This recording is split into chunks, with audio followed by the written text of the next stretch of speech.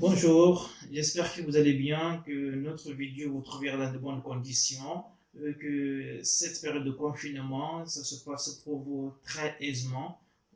Voilà, je prie Dieu que nous puissions passer ces étapes mauvaises dans notre situation de vie. Donc aujourd'hui, le sujet, c'est continuer l'étude littéraire de la pièce de théâtre que nous avons commencé. Alors aujourd'hui, nous allons voir la partie de l'acte 3, scène 10. Alors cette partie-là, nous allons essayer de voir deux fonctions principales que nous avons déjà expliquées dans les vidéos précédentes. Alors ces fonctions-là regroupent, donc on a la stichométie, mais aussi on a la tirade. Donc on va commencer par la tirade. Je vous invite à avoir le support, le bourgeois gentilhomme. Alors, vous savez que ces deux techniques-là nous attirent et attirent notre attention dans une pièce de théâtre. Pourquoi? C'est ce qu'on va essayer d'expliquer. Alors, premièrement, dans notre scène que vous allez voir, donc, la première tirade, c'est de Cléon. Cléon, il se permet de rompre avec Lucie et lui explique les raisons de cette décision qu'elle a prise. Deuxièmement, vous allez voir que c'est la tirade, celle de Lucie. Alors Lucie aussi se permet, cette dernière, de lui expliquer les raisons qui l'ont poussé à refuser de lui parler, donc à lui expliquer. Vous allez comprendre par là que nous pouvons nous permettre de dire que la tirade sert au personnage d'expliquer, de faire comprendre leurs idées, des faits, de manière explicite pour donner la compréhension à cette dernière cause qu'il a eue. Donc, voilà la première partie de cette fonction. La deuxième partie, c'est la stichométie. La stichométie, cette fonction occupe une grande place dans une pièce de théâtre. Donc, il peut y avoir plusieurs fonctions. Nous allons juste expliquer deux fonctions principales que j'ai choisies. Il y en a plusieurs, mais ne vous en faites pas, avec la recherche, vous pouvez trouver ceci.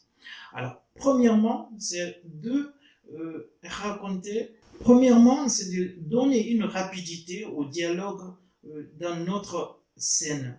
Donc, l'acte que nous sommes en train de lire, alors, quand vous allez utiliser la stichométie, parce qu'on avait déjà défini, c'est donner des répliques mot par mot. Donc, ici, il va essayer d'accélérer notre dialogue, mais en mettant aussi l'aspect de rire, en fait, parce que les mots sont entrecoupés, ils le disent mot par mot, donc c'est une façon de faire rire le public, les spectateurs.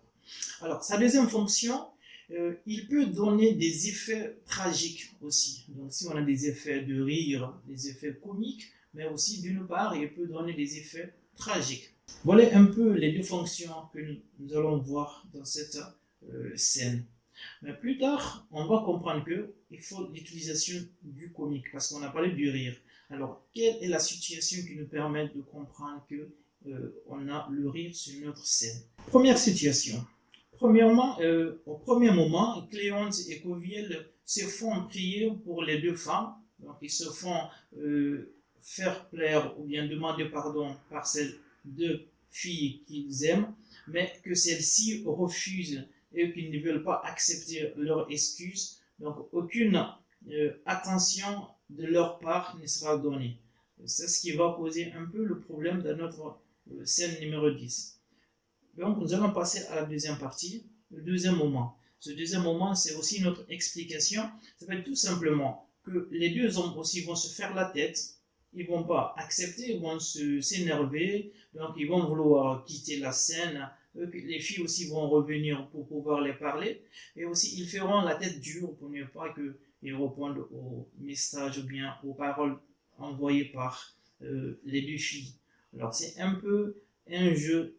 Donc, une fois, les filles vont attaquer, d'autre part, c'est les garçons qui attaquent, mais tous les deux, et ils essaient de se comporter, chacun se prend la tête, donc chacun essaie de se montrer à la hauteur de l'autre. C'est un peu ça, le comique, le rire qui existe dans notre scène.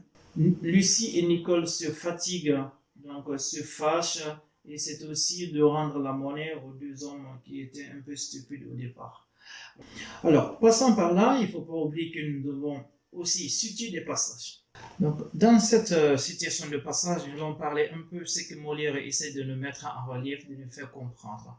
Alors ici, dans ce passage, Molière met en scène la folie de grandeur qui menait l'unicité de la famille de Jourdain et qui met en doute l'avenir de Lucie, qui se voit obligée de se marier avec un homme noble, un gentilhomme, un bourgeois. Donc, dans sa réflexion, ce monsieur Jourdain essaie de se mettre à la place des bourgeois auxquels lui n'avait pas la chance d'être. Mais comme il est riche, parmi les riches, donc il voulait tout apprendre. Donc c'est ce qu'on dit, une folie de grandeur, te mettre à une place que tu ne mérites pas, mais obligatoirement tu veux le faire pour te faire montrer, pour le respect des autres.